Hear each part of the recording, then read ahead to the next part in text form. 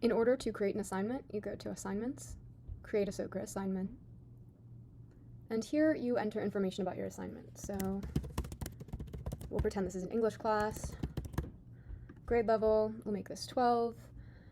Class context allows teachers to provide additional information about their students. So something that a teacher might say is 80% of my students don't have English as a first language, or my students are in 12th grade, but they're at an 8th grade reading level. And this allows Socra to meet the student where the student is, and also allows the teacher to kind of customize Socra. We'll make the due date 21st. The teacher is able to save their assignment as a template at any point so that they can easily reuse the assignment.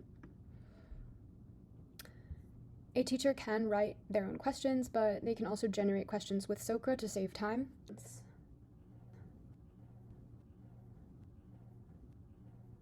Importantly, the teacher does have to approve the questions before assigning them to students, and the teacher can edit the questions. If the teacher doesn't like the question that was generated, the teacher can regenerate. Learning objectives help guide Socra and also help teachers further customize the tool to make sure that their students' needs are met. Learn how to make evidence-based claims, and maybe this is the most important thing for me, so I put it on the first priority. Teachers can assign their activities to classes or to individual students. The idea is that students engage in an informal, back-and-forth discussion with Socra. Rather than giving answers or inserting interpretations, Socra is trained to ask guiding questions in the spirit of the Socratic method, prompting students to explain, justify, revise, and test their own ideas. Importantly, students cannot copy and paste while conversing with Socra, which forces them to articulate their own thinking in real time. After the dialogue ends, students write a final answer, a concise, formal synthesis of the ideas they developed during the conversation. This final step helps students practice summarizing and refining their thinking, while giving teachers clear visibility into how the student used AI and how their understanding evolved.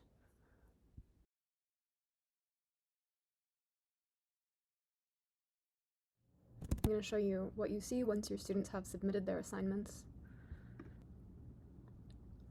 So I see that 2 of 2 students have submitted. I click on it, and here you get overall class-wide insights. These are very basic things like the average time spent conversing with Socra, average number of messages sent, and then a graphic display of each question. Had there been more questions, you would see Q2, Q3, Q4. You are able to see for each student both their final submission and also their conversation transcript. So you can see exactly how your students used Socra to come to the conclusions that they came to.